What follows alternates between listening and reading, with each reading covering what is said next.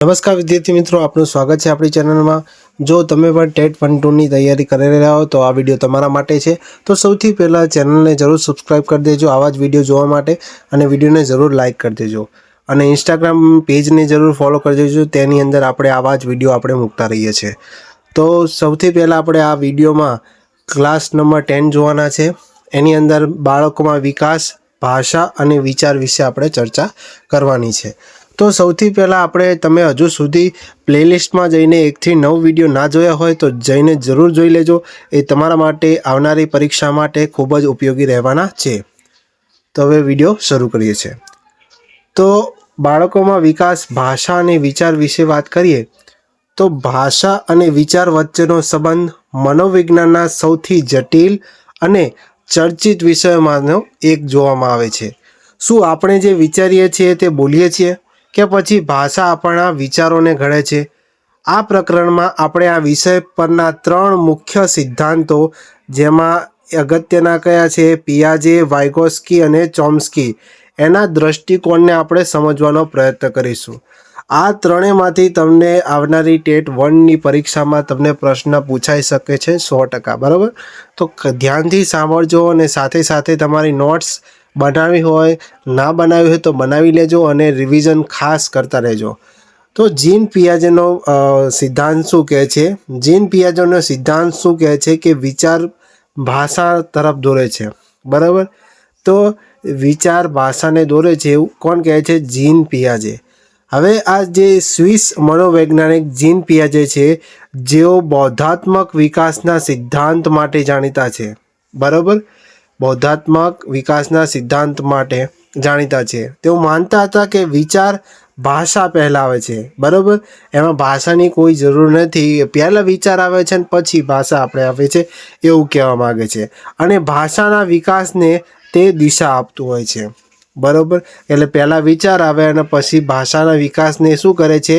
એ વિચાર જે છે એ ભાષાના વિકાસને એક પ્રકારની દિશા આપે છે। હવે આ બૌદ્ધાત્મક રચનાવાદ છે, એની અંદર શું કહેવા માગે છે તો એ આપણે જોઈએ। બૌદ્ધાત્મક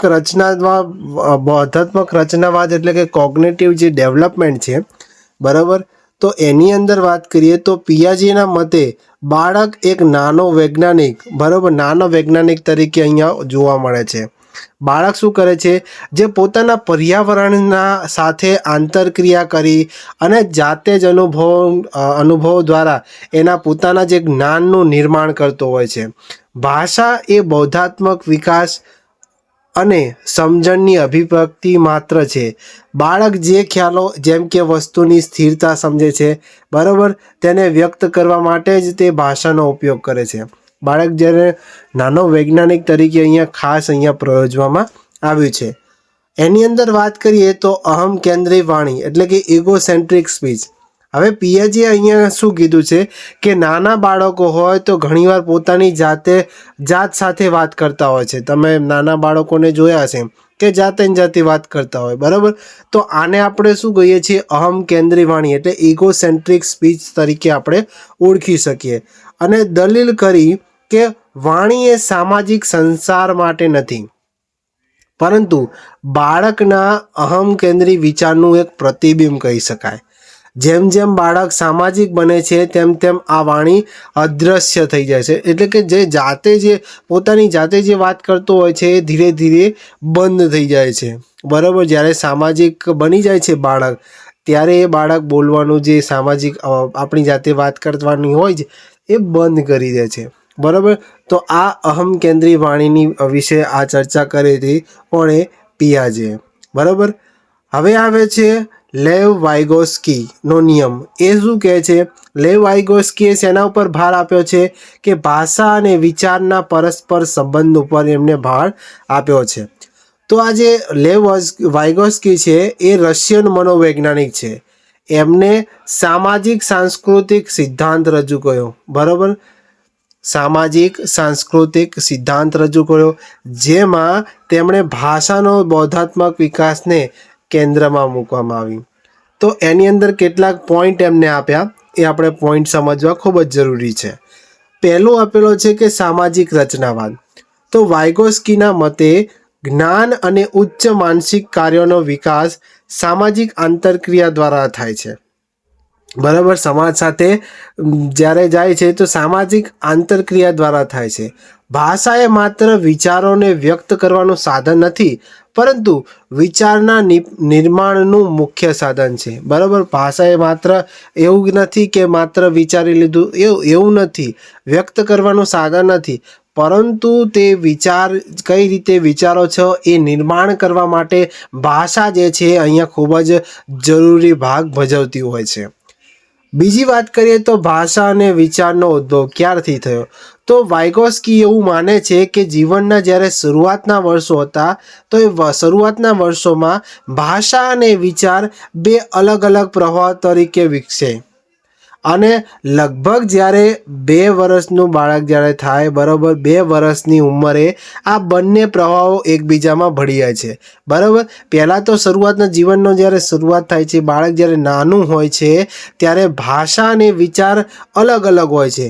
ભાષા અહીંયા હોય છે ને બરાબર, વિચાર અહીંયા હોય છે.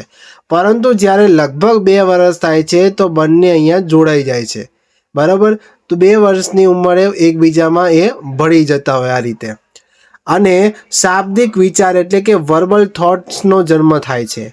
ત્યારબાદ એ ભાષા વિચારને માર્ગદર્શન આપે છે અને વિચાર કેવો બની જાય છે, શાબ્દિક બને છે. પહેલાં તો શરૂઆતમાં શું છે, બાળક જ્યારે જન્મે છે ત્યારે એ બંને અલગ હોય છે, ભાષા અને વિચાર અલગ હોય, પણ જ્યારે 2 વર્ષના જ્યારે થશે તો શાબ્દિક વિચાર કરતા થઈ જશે. એટલે એ જે ભાષા અને વિચાર છે એકબીજામાં ભળી જાય છે, જેથી ભાષા શું કરે છે, વિચારને માર્ગદર્શન આપતું જોવા મળે છે. એટલે આપણો જે વિચાર જે છે એ કેવો બની જાય છે, શાબ્દિક બની જાય છે. ત્યાર પછી આગળની વાત કરીએ તો ખાનગી વાણી એટલે કે પ્રાઇવેટ સ્પીચ. તો વાઇગોસ્કીએ જે પિયાજે કયો હતો, અહમકેન્દ્રી વાણી હતી, એની સંકલ્પનાને એમને નકારી. બરાબર, એમની સંકલ્પનાને નકારી કે તેમણે દલીલ કરી કે બાળક પોતાની જાતે જ સાથે બોલે છે, પોતાની જાતે જ સાથે બોલે છે, તે ખાનગી વાણી છે. તો આ વાણી વિચારને દિશા આપવા, યોજના બનાવવા, વર્તનને નિયંત્રિત કરવા માટે એક મહત્વપૂર્ણ સાધન છે. બરાબર, અહીંયા જે પિયાજે શું કીધું હતું, અહમકેન્દ્રી વાણીની અંદર કે તે દલીલ કરે છે, બાળક પોતાની જાતે જ વાત કરે છે અને બોલે છે, અને ખાનગી વાણી કીધું. પરંતુ અહીંયા વાઇગોસ્કીએ એમાં સુધારો કર્યો, એ સંકલ્પનાને નકારી અને વાણી વિચારને દિશા આપવા, એની યોજના બનાવવા, વર્તન કેવી રીતે કરવું એના માટે આજે વાત કરી છે વાણીની. તો એ વર્તનને નિયંત્રિત કરવા માટેનું એક અગત્યનું સાધન કહી શકાય. જેમ જેમ બાળક મોટું થશે, બરાબર, 1 વર્ષ, 2 વર્ષ, 3 વર્ષ, 4 વર્ષ, જેમ જેમ બાળક મોટું થશે તેમ આ વાણી મોટેથી બોલવાને બદલે આંતરિક વિચાર એટલે કે ઇનર સ્પીચ બની જાય છે. બરાબર, જ્યારે બાળક નાનું હોય છે ત્યારે શું કરે છે, બાળક જ્યારે નાનું હોય છે ત્યારે પોતાની જાતે વાત કરતું હોય છે. બરાબર, પોતાની જાતે ખુલ્લેથી વાત કરતું હોય છે, પણ જેમ જેમ એ મોટા થતા જાય છે તેમ તેમ શું કરે છે, પોતાની આંતરિક એટલે કે મનમાં વાત કરતું હોય છે. બરાબર, સિમ્પલ શબ્દોમાં આપણે કહીએ તો મનમાં વાત કરે છે. આંતરિક એટલે કે અંદર, આંતરિક મનની અંદર વાત કરતું હોય છે. હવે આપણે વાત કરીએ નોઆમ ચોમ્સ્કી એટલે કે ભાષાની સહજ ક્ષમતા. નોઆમ ચોમ્સ્કીએ શું કર્યું, ભાષાની સહજ ક્ષમતા ઉપર સિદ્ધાંત આપ્યો છે. બરાબર, તો સૌથી પહેલાં હજુ સુધી જે વિદ્યાર્થીઓ લાઇક ના કરી હોય જરૂર લાઇક કરી દેજો. અને જે પણ વિદ્યાર્થીઓ ટેટ 1-2ની તૈયારી કરે એવા મિત્રોને ખાસ આ વિડીયો શેર કરવા વિનંતી છે. હવે એમને વાત કરી છે નોઆમ ચોમ્સ્કીએ કે ભાષાની સહજ ક્ષમતા ઉપર વાત કરી છે. તો ભાષા શાસ્ત્રી નોઆમ ચોમ્સ્કીએ ભાષાના વિકાસ અંગે એક ક્રાંતિકારી વિચાર રજૂ કર્યો, જે વર્તનવાદી સિદ્ધાંતોથી તદ્દન વિપરીત જોવા મળે છે. એમાં વાત કરીએ તો એમાં આવે છે સાર્વત્રિક વ્યાકરણ એટલે કે યુનિવર્સલ ગ્રામર. ચોમ્સ્કીએ દલીલ કરી કે મનુષ્ય ભાષા શીખવાની એક જન્મજાત જૈવિક ક્ષમતા સાથે જન્મે છે. તેમની આ ક્ષમતાને ભાષા સંપાદન ઉપકરણ એટલે કે language acquisition device LAD language acquisition device તરીકે ઓળખાવી. તેમના મતે વિશ્વની તમામ ભાષાઓના મૂળમાં એક સમાન વ્યાકરણની રચના રહેલી છે, જેને સાર્વત્રિક વ્યાકરણ કહેવામાં આવે છે. સાર્વત્રિક વ્યાકરણ એટલે કે તમામ ભાષાઓ જે છે, બરાબર, એ બધી જ ભાષામાં એક સમાન વ્યાકરણની રચના જોડાયેલી હોય. બરાબર. તો આ જે LAD જે આપેલું છે, લેંગ્વેજ એક્વિઝિશન ડિવાઇસ, એ તમને આવનારી પરીક્ષામાં ખાસ પૂછાઈ શકે છે. તો આ જરૂર ખાસ નોંધ કરી લેવી. બરાબર. તો સાર્વત્રિક વ્યાકરણ એટલે કે તમામ ભાષાઓ માટે. બાળક જ્યારે દલીલ કરે છે કે ચોમ્સ્કીએ શું કીધું કે દલીલ કરે છે કે મનુષ્ય ભાષા શીખવાની એક જન્મજાત જૈવિક ક્ષમતાઓ સાથે જન્મતો હોય છે. ત્યાર પછી આવે છે વર્તનવાદની ટીકા. ચોમ્સ્કીએ BM સ્કિનર જેવા વર્તનવાદીઓના એ વિચારને નકારી કાઢ્યો છે કે ભાષા માત્ર અનુકરણ, પ્રબલન કે પુનરાવર્તન દ્વારા શીખાય છે. તેમણે દલીલ કરી કે બાળકો જે ઝડપથી અને જે પ્રકારના વાક્યો, એટલે કે જે તેમણે પહેલાં સાંભળ્યા જ નથી એવા બનાવે છે, તે માત્ર અનુકરણથી શક્ય નથી. બરાબર. માત્ર અનુકરણ કરે તો બાળક જે નવા વાક્યો છે, નવા વાક્યોનું સર્જન કરી શકતો નથી. બરાબર. તો એ અહીંયા વાત કરી છે જે પ્રકારના બાળકો ઝડપથી બનાવે. બરાબર. એટલે અનુકરણ દ્વારા માત્ર આ શક્ય બનતું નથી. ત્યાર પછી હવે આ બધાની આપણે શું કરીશું, એની તુલના કરીશું, જેથી આ ટોપિક છે એ આપણને આરામથી સમજણમાં પડી જાય, મગજમાં બેસી જાય, અને ત્યારબાદ આપણે એને MCQs જોઈશું. તો ભાષા અને વિચાર અંગેના સિદ્ધાંતોની અહીંયા તુલના કરીએ છીએ. તો સૌથી પહેલાં તો અહીંયા મુદ્દા છે જીન પિયાજે આપેલો છે, લેવ વાઇગોસ્કી અને નોમ ચોમ્સ્કી. તો સૌથી પહેલો મુદ્દો છે કે મુખ્ય ખ્યાલ. જીન પિયાજેની વાત કરીએ તો મુખ્ય ખ્યાલ શું આપ્યો? તો જીન પિયાજે એવું કીધું કે બોધાત્મક વિકાસ વિચારને પ્રાધાન્ય આપે છે. અહીંયા બોધાત્મક વિકાસ, કોગ્નિટિવ ડેવલપમેન્ટની વાત કરીએ છીએ. લેવ વાઇગોસ્કી છે એ સામાજિક સાંસ્કૃતિક આંતરક્રિયા વિકાસને ઘડે છે. બરાબર. એટલે કે સોશિયો કલ્ચરલ ઇન્ટરેક્શન્સ આંતરક્રિયાને ઘડતું જોવા મળે છે. નોમ ચોમ્સ્કી છે એ ભાષા શીખવાની ક્ષમતા જન્મજાત હોય છે એવું અહીંયા મુખ્ય ખ્યાલ આપે છે. બરાબર. એની અંદર નોમ ચોમ્સ્કીએ શું કીધું લાસ્ટમાં? લેંગ્વેજ એક્વિઝિશન ડિવાઇસ અંદર આપ્યું છે. બરાબર. એની અંદર તો એ પણ ખાસ આપણે યાદ રાખવાનું છે. બરાબર. ત્યાર પછી આગળ વાત કરીએ, જીન પિયાજે શું કીધું ભાષા અને વિચારના સંબંધ વિશે? તો વિચાર એ ભાષાને નિર્ધારિત હોય છે. બરાબર. એને શું કીધું? વિચાર ભાષાને નિર્ધારિત કરે છે પિયાજે. પછી એના પછી લેવ વાઇગોસ્કી છે એમને ભાષાને વિચાર ઉપર એવું કીધું કે શરૂઆતમાં તે અલગ હોય છે, પછી પરસ્પરાવલંબી બને છે અને ભાષા અહીંયા વિચારનું સાધન બને છે. નોમ ચોમ્સ્કીએ શું કીધું કે ભાષાના વિચાર વિશે? તો કે ભાષાની ક્ષમતા વિચારથી સ્વતંત્ર હોય છે અને જન્મજાત હોય છે. જન્મજાતથી જ ભાષા હોય છે. ભાષાની ક્ષમતા વિચારથી સ્વતંત્ર હોય છે અને જન્મજાત હોય છે. બરાબર.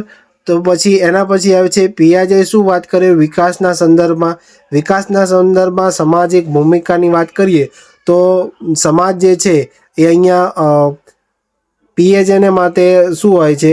ગૌણ હોય છે. બાળક પોતાની રીતે જ્ઞાનનું નિર્માણ કરે છે. બરાબર. પિયાજેના મતે બાળક જાતે જ્ઞાનનું નિર્માણ કરે છે. બરાબર.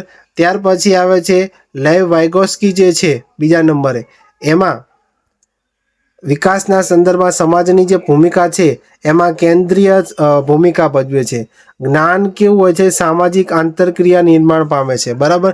સમાજ સાથે આંતરક્રિયા કરે ત્યારે એ બાળકનો વિકાસ થાય છે. બરાબર. ત્યાર પછી નોમ ચોમ્સ્કીએ શું કીધું વિકાસમાં સમાજની ભૂમિકામાં?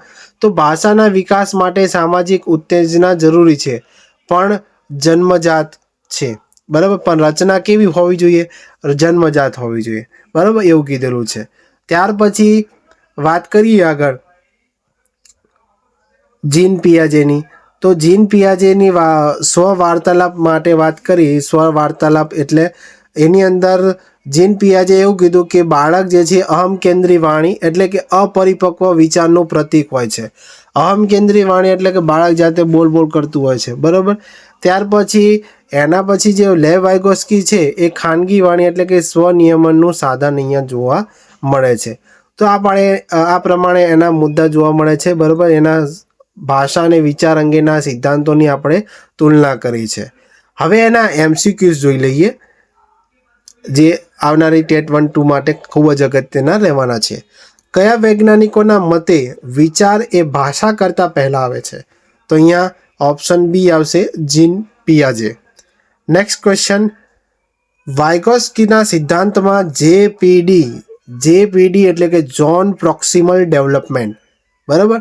Zone of proximal development, option B તમારો સાચો આન્સર આવશે. નેક્સ્ટ ક્વેશ્ચન જોઈએ કે એક બાળકનો કોયડો ઉકેલતી વખતે પોતાની જાતને સૂચનાઓ આપે છે. પહેલા ખૂણાના ટુકડા શોધીએ. વાઇગોસ્કીના મતે આ કયા પ્રકારની વાણી છે?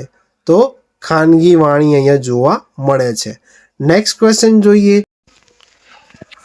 પિયાજેના મતે અહમ કેન્દ્રી વાણી અહીંયા શું સૂચવે છે? તો પિયાજેના મતેની વાત કરીએ તો એ બાળકની વિચાર પ્રક્રિયાની અપરિપક્વતા અહીંયા સૂચવતું જોવા મળે છે. ત્યાર પછી વાત કરીએ ભાષા સંપાદન ઉપકરણ એટલે કે LAD, બરાબર. તો એ LADની સંકલ્પના કોણે આપી છે? તો અહીંયા નોમ ચોમ્સ્કી સાચો આન્સર આવશે. નેક્સ્ટ ક્વેશ્ચન જોઈએ કે બાળકો ભાષા એટલા માટે શીખે છે કારણ કે તેમના મગજમાં ભાષા માટેનું એક જૈવિક પ્રોગ્રામ હોય છે. આ વિધાન કોના સિદ્ધાંત સાથે સુસંગત છે? તો સહજતાવાદ એટલે નેટિઝમ સાથે સંગત જોવા મળે છે.